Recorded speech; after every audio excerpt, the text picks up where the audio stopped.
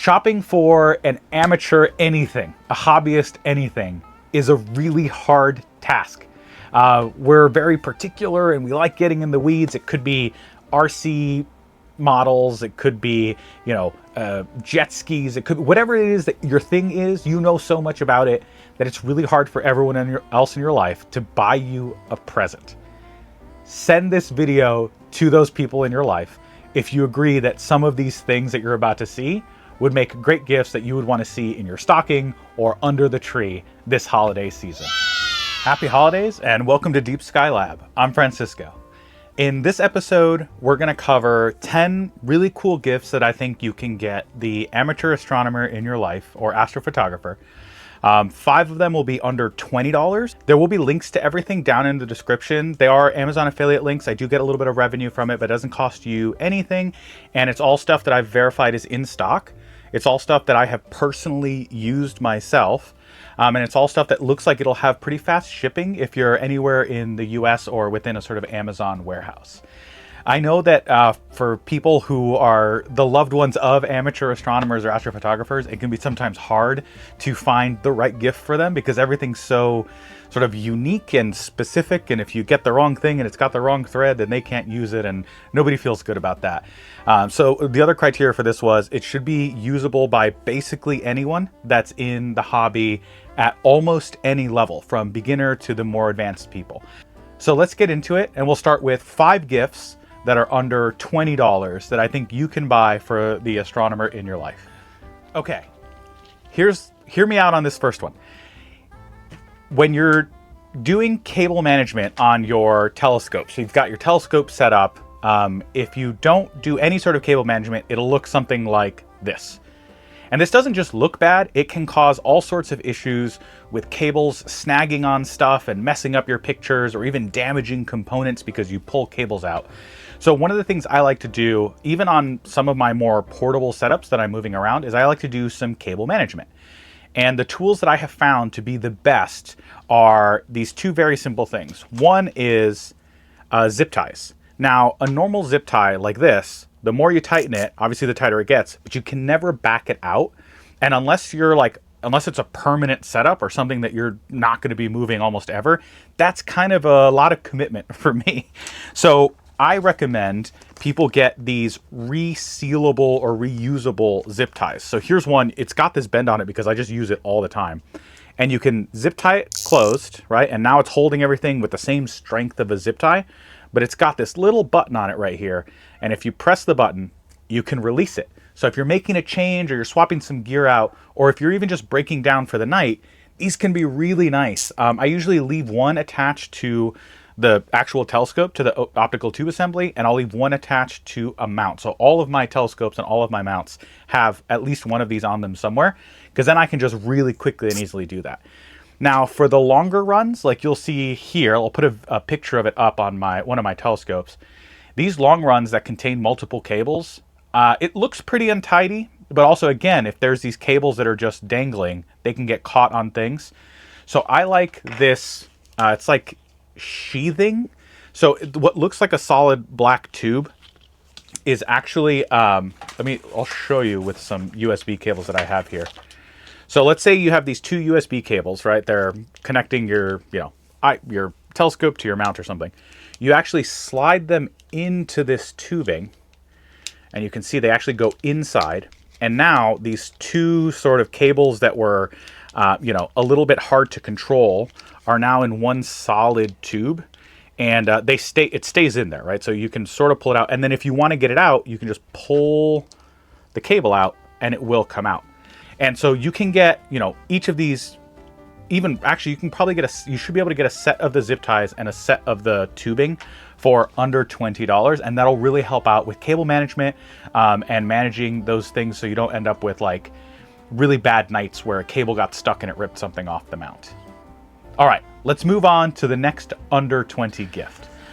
Okay, so astronomy primarily happens at night, unless you're doing solar stuff, but that's a whole different thing. And a lot of the times, in order to get really good shots, you have to go somewhere pretty remote. The winter's beautiful for astronomers and amateur astrophotographers because we get so much nighttime, especially in the northern hemisphere for us right now, that it can get really, really cold is the problem. And one of the things that I try and carry with me whenever I go out, even in my own backyard, is this. So these are USB hand warmers, and they're just these little like black pebbles, and you hold them in your hand and they get really nice and toasty, and they can keep your fingers and hands really warm because you may or may not want to use gloves. And these you can find for under 20 bucks. I first got these. This is actually probably one of the first accessories I bought for astronomy because I don't like being particularly cold, and wearing gloves makes it harder to like manage and manipulate your telescope while you're outside. So these USB hand warmers I always carry with me whenever I go to anywhere that's remote and is probably going to get a little bit cold at night. So this is a great stocking stuffer for that astronomer in your life. All right, let's move on to the next under 20 item. Okay, I have talked about this next item a lot recently. I've been putting these things through their paces. Let me explain what goes on. So you've probably heard your astronomer, astrophotographer talk about, power and batteries and having to like provide power to their telescope so that it keeps running throughout the night. If they're using like a normal mount or even a normal astrophotography camera, if they're an astrophotographer, they probably need to provide some of that equipment with 12 volts. 12 volts is basically the standard. There is some unique rare stuff out there that requires a little bit more, but generally most of the equipment that we use in this hobby is 12 volts, and it has this barrel connector of 5.5 by 2.1. Anyways, that part is awesome, but the other side of this is a basic USB Type-C cable. So what this does is it lets you plug this into a USB battery bank, which is actually in our, it's going to be in the top 5 or the 5 gifts under $100 segment in a little bit. But you can plug this into any USB power delivery port. So any of the like either a USB battery bank, or if you're at home, a USB like power wall socket. And as long as the wall socket's capable of providing it with 12 volts, this will power all of their equipment. So classically you would use these like big ugly power bricks, but this will do up to 65 watts, which is more than enough for most small to intermediate power hungry setups, including cooled astrophotography cameras and even a dew ring or two. So I'll include links to this, like I said, down there. And the one that I'm including is the one that I just used in my Hawaii video. So if you haven't seen that, I'll put a link down there as well to the Hawaii video. But I tested these at the top of Mount Haleakala, where it's about 30 something degrees Fahrenheit, and super windy and super cold, and they held up really well. I always have at least one of these in my bag whenever I go anywhere, because they're just really nice. They're pretty universal. And the one that I'm including in the links down below has a sort of adapter set so that it can adapt the DC power end to almost any DC connection. So that's really, really useful, and that's what I keep in my travel bag. All right, on to the next item. All right, next up is a classic. When you're out and about, again, most astronomy and astrophotography happens at night. And if you're doing things like astronomy, visual astronomy, you really want to be careful to not accidentally blind yourself, essentially. You're not really blinding yourself, but if you look at a bright light, you can basically mess with the chemistry of your eye, and you won't be able to see as well in the dark for, anywhere from 10 to 20 minutes. One of the things you'll really want is one of these headlights. And the one that I have linked down below, you want it. The reason that it's good is it has a dedicated red light mode, and this will only put out red light. There's a lot of science behind why red light is the color of light that you want to use, but essentially it doesn't make our eyes react as quickly as like blue or white light does. So you'll see often astronomers and astrophotographers, they'll have red lights everywhere because it provides just enough illumination to see, so you're not tripping over things, but it doesn't mess with the reception ability of your eyes, and it's just a good idea. Get one that's USB rechargeable so that you're not having to hunt down batteries, and even if it is dead, you can plug it in really quick and recharge. I've got a couple different examples here. So this one has different modes, so it'll do like red, it'll do white, it'll do green as well, which I guess those are fine. You really just want the red mode. And then this one has just a single white light, but it has a red filter that goes over it, and it turns everything red. Getting someone a headlight like this means that they'll be able to have their hands free at night so they can do things. Getting these for under 20 bucks is pretty easy, and I've included links to a couple down below.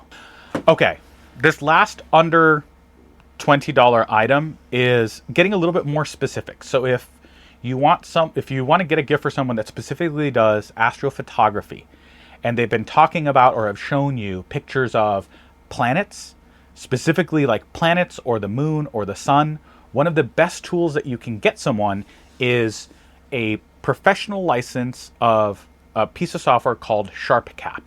SharpCap is free to use, but there's a lot of features and functionality in there that are locked. So things like being able to do polar alignment or some of the live stacking functionality is locked unless you pay the license fee. I think getting that for someone as a gift, if you know that they take pictures of planets, and it really is specific for planetary photography, I'll include a link down below, but you can get them this license that unlocks everything else in there.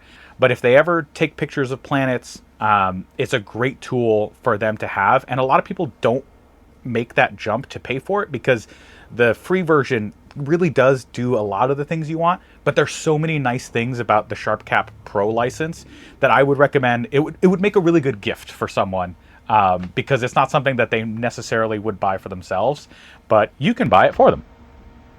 All right, that's all the things that are under 20 bucks. Now I want to talk about some stuff that's a little bit more expensive, but it's not too crazy.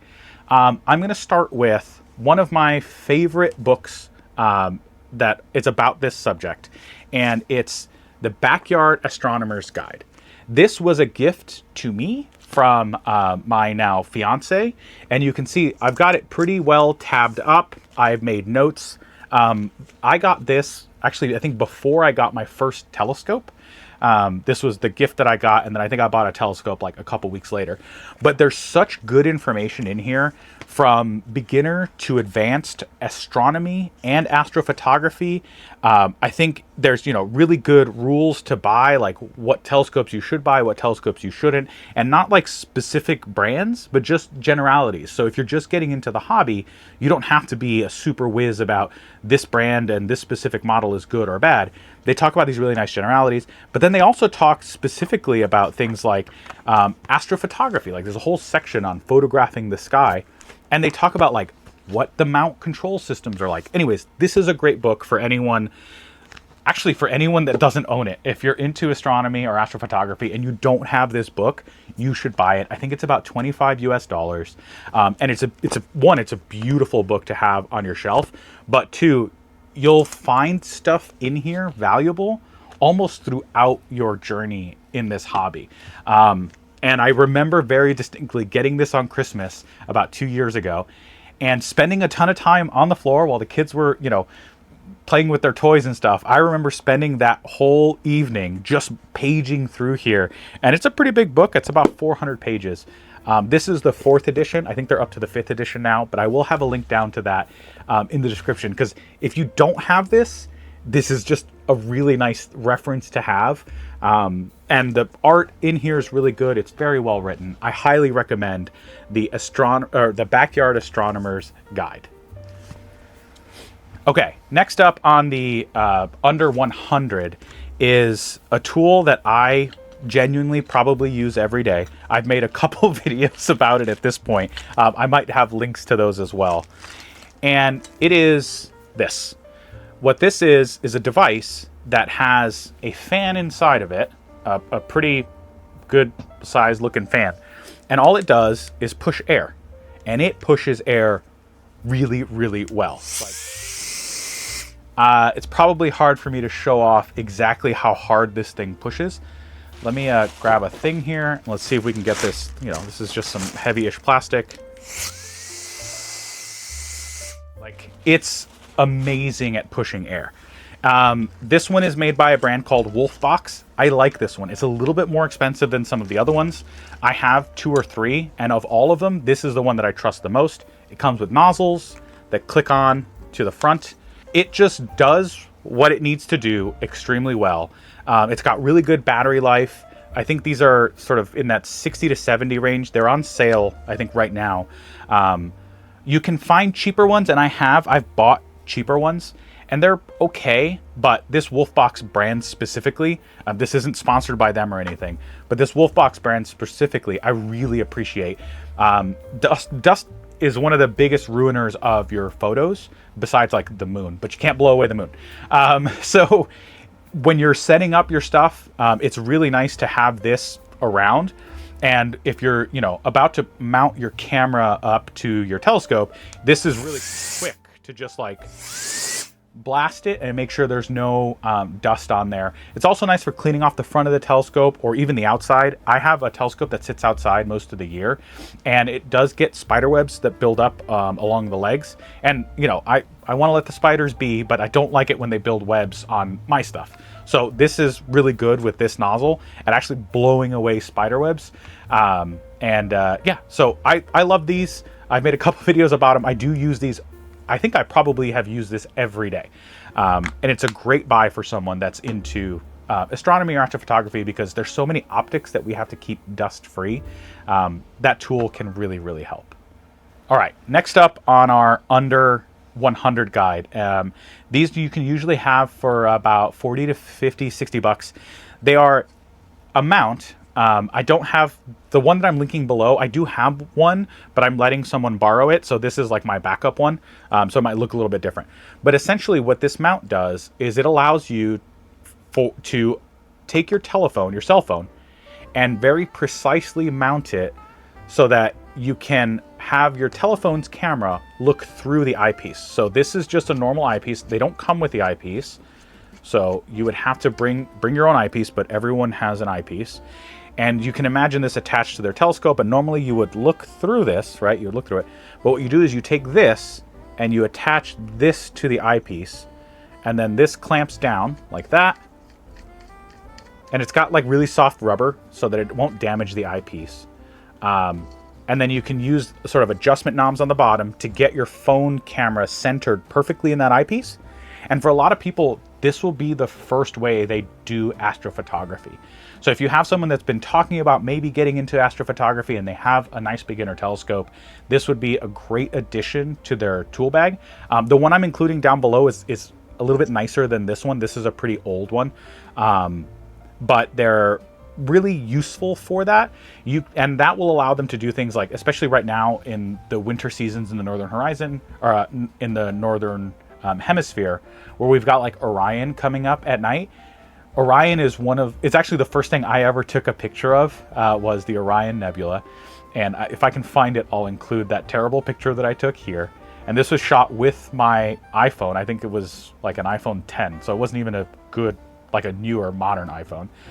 And for a lot of people, this would be a great way to get into astrophotography, just to see if it's something that they want to do. So I've included links to the Celestron one, which is the one I recommend. There's a reason that I have this one and I let my buddy borrow the Celestron one. I prefer that one, so I wanted him to have a good time with it. So these phone mounts are definitely something that can be had for well under $100 and are a good way to get someone into potentially astrophotography. All right. Moving through the list, I've got, so in the under $20, we talked about this USB cable that will power any sort of telescope mount that you want with a USB Type-C. The reason that I love these so much is because of the next item, which is this USB battery bank. This one looks pretty, I don't know if you can tell, it's pretty like scuffed and beat up. I've had this for over 2 years now, and I could not imagine traveling even like on a road trip without having this with me. It's got a couple USB Type-C ports that can put out up to 100 watts each, and then a couple USB Type-A ports that can put out, I think it's 30 watts each. It does have this like flashlight on the bottom, which I never use, and actually most of the time when I turn it on, it's by accident. But it has a little LCD display readout of the stats, so how much battery it's got, how much power you're drawing. And it works amazingly well with these cables. So you plug this cable in here, and now you've got, for a typical telescope, you can probably power a typical astrophotography telescope for at least 10 hours with just this setup right here. But I will include the link to this exact one it's the one I bought. And I have put this thing through its paces. It's been in extremely hot heat, In the southwest of America, it can get to 120 degrees outside. This has been in my car when I've gone on some like camping trips, and it's been fine. I've taken it with me every time I've gone to Hawaii, so it was actually featured in that Hawaii video as well, as well as the USB cable. But I love this thing. I use it around the house all the time as well. As long as it's charged, like this will charge my laptop, fully charge my laptop. It'll charge my phone really fast. It'll charge my iPad really fast. And if I have that cable with me, it'll power most things that I mess with when it comes to astronomy and astrophotography. Okay, and lastly, in the under $100, this is almost in the under 20 category. This is a pair of digital calipers. What this device does is it lets you measure distances, right? You move this, and this will, I can measure. My finger is 10.7 millimeters at this knuckle here. Great. For astrophotographers, this is pretty much mostly for people that do astrophotography. When you're attaching your camera to your telescope, there's this concept called backspacing. So the camera has to be a very specific distance from the last element of the telescope. On a lot of telescopes, it's 55 millimeters. The problem is that it's hard sometimes to figure out exactly if you're at 55 millimeters, and the precision that we need for that on most telescopes is like plus or minus half a millimeter. Let me show you what half a millimeter looks like. It's that. I don't even know if you can see through. That's about half a millimeter. So that's the precision that you're looking for. With this tool, when I'm putting together my astrophotography setup, I can measure things like, how thick is this? I don't know. I think if I had the book still, it might tell me exactly how thick it is. I suppose I could Google it. But is this the version 1 or is this the version 2? Are those the same dimensions? With this tool, you don't have to think about any of those things.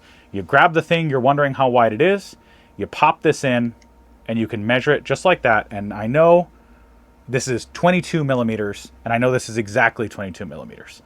This tool, specifically this plastic one, is nice because it will not scuff or scratch any of the optics or the coatings that are on any of our very delicate telescope equipment.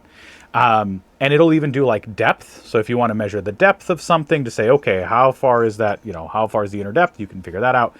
It'll measure the inside dimensions of stuff. So if you've got an optical imaging train assembled and you want to measure from here to the telescope without taking the whole thing apart, you can use these jaws here and measure from there to wherever you're going and say, okay, well, that's 39 millimeters. This is this is another one of those things I probably use every single day.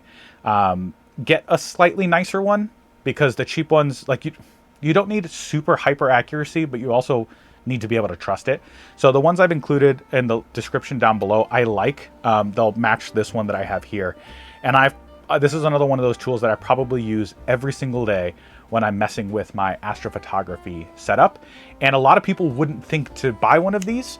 I don't know why. Everyone should have one of these. This is sort of like that backyard astronomer's guidebook. If you don't have one, you should buy one for yourself, and they're not super expensive. Okay, so that's 10 things that you can buy someone. But there's sometimes better gifts than things. Those can be experiences or the ability to go to things. So as a bonus, I would recommend if you don't have, or this person doesn't have a national parks pass, if you're in the United States, and I think other countries also have a national parks program, and you probably have to pay to get in. But if you buy someone this national parks pass, it's good for a year, and it will give them the ability to go to some of the darkest places, which is really good for astronomy and astrophotography, in the country. These are about $80. The prices have been changing weirdly lately, but just go, I'll include a link to it. These are about $80, and it's good for a year, and they can go to their national parks and national forests as often as they want for a whole year. Get your loved one a national parks pass, because as much as you can spend on a really nice filter or a really nice camera or a really nice telescope, all of that can be beaten by a dark enough sky, and getting access to those dark skies is really amazing. Along the veins of that, the last gift idea that I would give you, or thing that you should buy yourself if you didn't get anything you wanted for Christmas, is a membership to your local astronomy club. My local astronomy club is SDAA, the San Diego Amateur Astronomers. There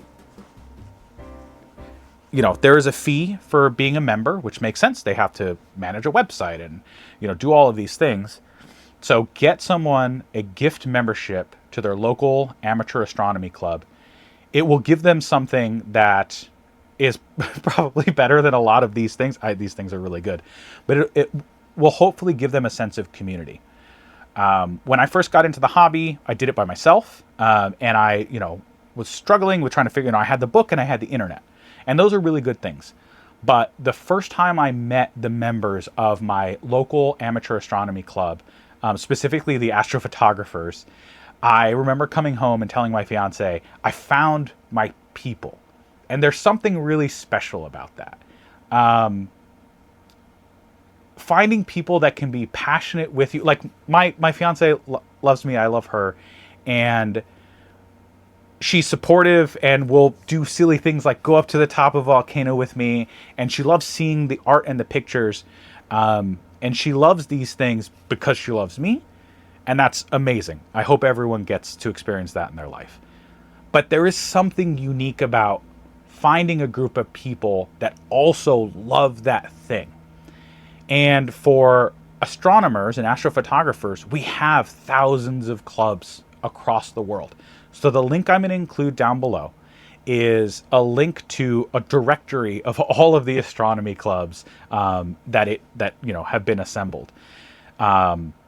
Get your loved one, or again, get one for yourself if you don't, a membership to that club. Go meet people that share this passion, and they probably have access to dark skies as well. So it's sort of, again, one of the best improvements you can make to your craft.